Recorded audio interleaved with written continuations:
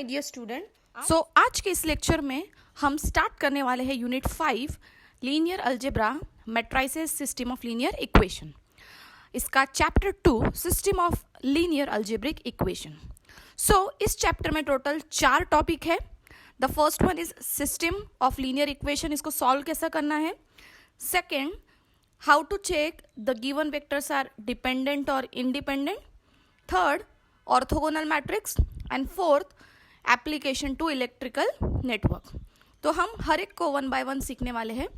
तो इस first lecture में हम सिस्टम ऑफ लीनियर इक्वेशन को कैसे सॉल्व करना है बाय यूजिंग मैट्रिक्स वो सीखने वाले हैं। Okay, so let's begin. सबसे पहले हमको एग्जाम में 3 इक्वेशन दी रहेगी, राइट। आपको उस इक्वेशन को मैट्रिक्स के फॉर्म में लिखना होगा। तो चलिए सबसे पहले हम सीखते हैं what is matrix form of system of linear equation. Suppose मेरे पास ये 3 इक्वेशन है, राइट। इसको हम देखो कैसे लिखेंगे। यहाँ पे 3 मैट्रिक्स रहेंगे। सबसे पहला मैट्रिक्स रहेगा कोएफिशिएंट मैट्रिक्स, जिसमें हम x, y, z के कोएफिशिएंट लिखेंगे। पहला कॉलम रहेगा x के कोएफिशिएंट के लिए, which is 2, 9, 1. Second column will be for coefficient of y, which are 3, -2, 7. And third column for coefficient of z, which are -4, 1 and 2. Right? Now, अब यहाँ पे ये कोएफिशिएंट किसके है, x, y, z बराबर इसके अननोन्स के। तो मल्टीप्लीकेशन इसलिए बाजू में आएगा unknown matrix, that is x, y, z। फिर उसके बाद में तीनों के आगे इक्वल टू की साइन है, आएगा equal to. And then third will be constant matrix, यानी कि इक्वल टू के राइट साइड में जो कांस्टेंट नंबर है वो, विच आर 8, 3 एंड 1। ये मैट्रिक्स रहेगा ए मैट्रिक्स, जिसको हम बोलते हैं कोएफिशिएंट मैट्रिक्स, बाजू में X matrix unknown matrix, equal to B known as constant matrix. इसको हम और छोटा रिड्यूस कर सकते हैं इन ऑगमेंटेड फॉर्म। देखो इसको ऑगमेंटेड फॉर्म में कैसे लिखना है, सिंपली आपको अननोन हटा देने।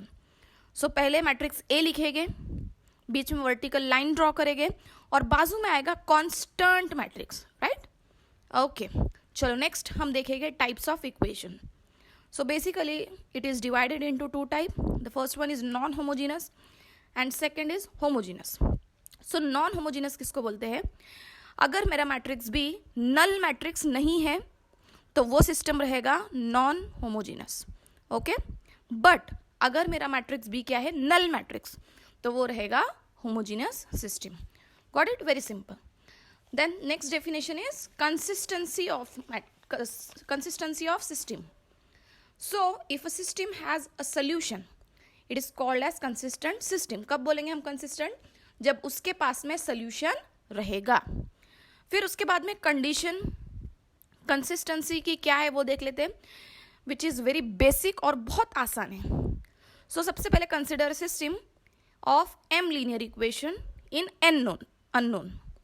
m इक्वेशन है और n क्या है, अननोन है, given by matrix Ax equals to b। There are 3 condition.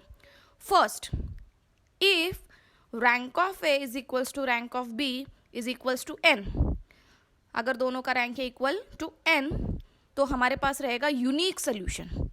But अगर rank of A is equal to rank of A less than n है, ठीक है, लेस देन n रहा तो infinitely many solution. And the last, if rank of A is not equal to rank of b, then we say that there is no solution. Got it. Now remember always one thing, जो homogeneous system होता है ना, वो always consistent होता है, यानी उसके पास हमेशा सोल्यूशन रहेगा, और वो सोल्यूशन या तो यूनिक रहेगा या इन्फिनिटली मैनी रहेगा। तो चलो अभी सिस्टम को सॉल्व कैसा करना है या उसकी कंसिस्टेंसी चेक कैसी करनी है, हम वो देख लेते हैं। Method for checking consistency. There are 4 steps. The first one, write matrix और equation in augmented form, augmented form में लिखो। दूसरा, उसको क्या करना है, आपको रिड्यूस करना है रो इक्लोन फॉर्म में। ओके। थर्ड, आपको कंडीशंस अप्लाई करनी है कंसिस्टेंसी की। एंड द लास्ट, अगर कंसिस्टेंट है सिस्टम तो उसको सॉल्व करना है बाय इक्वेटी, यानी एक्स वाई जेड अननोन की वैल्यू फाइंड करनी है। Very simple. ऑगमेंटेड में लिखो, रो इक्लोन में रिड्यूस करो, अप्लाई करो कंडीशन, अगर कंसिस्टेंट है तो वैल्यू फाइंड करो। Okay. Now there will be three types of question. The first one will be based on non-homogeneous. The second one will be question on finding unknown under condition of consistency, and the third will be homogeneous. Okay, so आज के इस lecture में हम type 1 पढ़ेंगे, that is non-homogeneous. So let's begin. So our question is examine consistency of following set of equation and solve. तो हमको क्या करना है, ये इक्वेशन की पहले कंसिस्टेंसी चेक करनी है कि क्या ये कंसिस्टेंट है या नहीं है. सो अगर कंसिस्टेंट है तो हमको इसको सॉल्व करना है. मतलब यहाँ पे जो अननोन है x, y, z, इसकी वैल्यूज हमको क्या करनी है, फाइंड करनी है. Isn't it? तो सबसे पहले चलिए हम क्या करेंगे, इन इक्वेशन को ऑगमेंटेड फॉर्म में लिखेंगे. तो ऑगमेंटेड फॉर्म में कैसे लिखते हैं, a vertical line b is equals to, पहला कॉलम रहेगा for coefficient of x which are 3, 2 and 1. So 3, 2 and 1. Next column will be for coefficient of y which are 1, y के साथ कुछ नहीं, मतलब 1 minus 3, 2. So 1 minus 3 and 2. And the last column will be for coefficients of z which are 2 minus 1, 1. So here we will write 2 minus 1 and 1.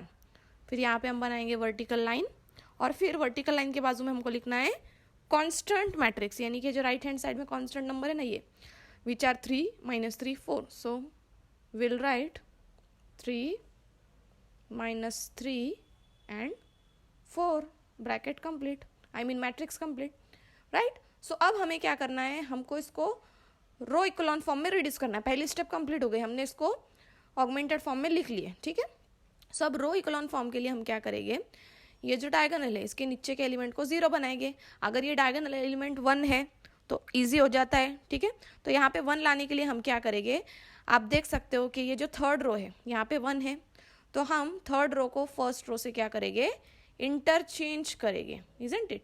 सो क्या operation होगा interchange के लिए, R1 को इंटरचेंज करेंगे किसके साथ, R3 के साथ, यानी R1 की जगह आ जाएगा R3, R3 की जगह आ जाएगा R1. सो R1 की जगह क्या लिखेंगे, अभी ये R1 है, R1 की जगह क्या लिखेंगे हम, ये R3. सो 1, 2, 1. तो जो भी ऑपरेशन ना आप यहाँ पे कर रहे हो इस साइड, वो आपको इस साइड भी करने हैं. सो यहाँ पे भी हम R1 को चेंज करेंगे R3 से, R3 में है 4, सो ये आ जाएगा R1 में. ठीक है, second row as it is रहेगी 2 minus 3 minus 1 and minus 3. फिर R3 की जगह क्या आ जाएगा, R1, 3, 1 and 2. फिर यहाँ पे 3. ओके, सो फर्स्ट रो में आ गया है 1, इसके नीचे के एलिमेंट हम यानी 2 और 3 को क्या बनाएंगे, 0. सो क्या ऑपरेशन करना पड़ेगा हमको R2 में, R2 minus 2 R1. Okay, R3 में क्या करेंगे हम, R3 minus 3 R1.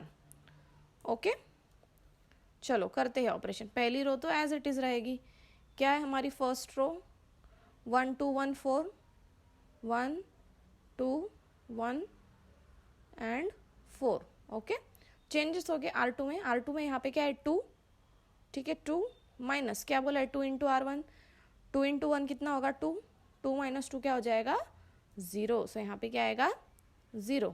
सिमिलरली अगला एलिमेंट क्या है -3, बीच में माइनस, फिर 2 इंटू R1, सो 2 2 ज़ा कितना हो जाएगा 4, -3 minus 4 -7, राइट. सिमिलरली -1 है यहाँ पे, -1, फिर यहाँ पे 2 से मल्टीप्लाई करना है, -2 कितना हो जाएगा -3. फिर ये ऑपरेशन हमने यहाँ पे की है ना, तो सेम आपको यहाँ पे भी करना है. यहाँ पे क्या है -3 माइनस R2 को किससे मल्टीप्लाई करना है 2, 4 2 ज़ा 8, 8 -3 -8 कितना हो जाएगा -11. सो -11. R3 में क्या ऑपरेशन है, R3 minus 3 R1, R3 क्या है 3 माइनस 3 इंटू R1 कितना है 1, 3 इंटू 1 3, सो 3 minus 3 0. सेम बाकी आगे भी करेंगे हम, तो हमको क्या मिलेगा, हमको मिलेगा 0 यहाँ पे 5, यहाँ पे मिलेगा 1 and here we will get 9. Okay, now हमको क्या करना है, हमको सेकेंड ये जो डायगोनल है -7, इसके नीचे के एलिमेंट को क्या बनाना है, 0 बनाना है. ओके, तो 0 बनाने के लिए हम क्या ऑपरेशन करेंगे, 5 को 0 बनाने के लिए R3 को हम क्या करेंगे, 7 से मल्टीप्लाई करेंगे, 7 R3, फिर वो प्लस अब R2 को किससे मल्टीप्लाई करेंगे, 5 से, 5 R2. ओके, सो सिर्फ R3 में चेंजेस हो गए, इसीलिए first row as it is रहेगी. सिमिलरली सेकेंड रो भी एज इट इज़ रहेगी, -7 -3 -11. फिर यहाँ पे चेंजेस हो गए, यहाँ पे आएगा 0, फिर ऑपरेशन आप करो तो आपको यहाँ पे मिलेगा 0. ठीक है, फिर चलो इसको ट्राई करते हैं. 1 को हमने 7 से मल्टीप्लाई किए, फिर plus into minus minus, R2 को किससे मल्टीप्लाई करना है, 5 से. ठीक है, 5 3 ज़ा 15, 7 -15 कितना होगा, इट विल बी -8. ओके, सो यहाँ पे आएगा -8. नाउ नेक्स्ट नंबर 9 को 7 से, 9 7 ज़ा 63 माइनस प्लस माइनस हो जाएगा 5 इंटू 11 55, 63 -65 कितना होगा, 8. राइट, सो यहाँ पे आएगा 8. अब देखो ये रो इकोलॉन फॉर्म में रिड्यूस हो गया है, ये डायगोनल के नीचे 0, सेकंड डायगोनल के नीचे भी 0, ये तो लास्ट डायगोनल है, सो डजंट मैटर. तो अब हम क्या करेंगे, रैंक चेक करेंगे. ये होता है A और ये होता है B, ये A और ये B. So rank of A is equals to, rank of A कितना दिख रहा है आपको, how many non zero rows, 3. B की कितनी है, B की भी non zero rows 3. So rank of B, rank of A क्या है, दोनों सेम है. कितना है, इक्वल टू 3. n मतलब नंबर ऑफ अननोन्स, कितने number of unknowns, x y z, this is also 3. तो क्या कंक्लूजन निकालोगे आप यहाँ पे, के रैंक ऑफ ए, दोनों रैंक सेम है ना, ये भी 3 ये भी 3. So rank of A is equals to rank of B is equals to n. तो जब rank of A rank of B equals to n होता है तब किस टाइप का सोल्यूशन एग्जिस्ट करता है, so the system has unique solution. कैसा सोल्यूशन है सिस्टम के पास, यूनिक सोल्यूशन है. अब सोल्यूशन है यानी सिस्टम क्या है, सिस्टम इज कंसिस्टेंट, सिस्टम अभी कंसिस्टेंट है और यूनिक सोल्यूशन. तो चलो अब हम सोल्यूशन फाइंड करेंगे. अब हम इक्वेट करेंगे. अब इक्वेट करने के लिए ध्यान करो, पहला कॉलम रहेगा x का, दूसरा y का, तीसरा z का. हम स्टार्ट करेंगे लास्ट रो से. सो -8 इंटू जेड हम इक्वेशन बनाएंगे, -8 into Z -8z equals to, vertical line मतलब इक्वल टू, यहाँ पे कितना है 8, इसीलिए 8. तो z कितना मिलेगा हमको, -1. अब हम यूज़ करेंगे सेकेंड रो. तो क्या है सेकेंड रो में, -7 into Y, -7 into Y, -3 into Z, -3 into Z, vertical line equals to -11. हमारे पास z की वैल्यू है कितनी है, -1, -1 इंटू -3 +3 इक्वल्स टू -11. +3 उधर जाके क्या हो जाएगा, -3. सो -3 -11 कितना मिलेगा हमको, 11 12 13 14 -14. डिवाइड कर दो तो y कितना आएगा, 7 2 ज़ा, y इज इक्वल्स टू 2.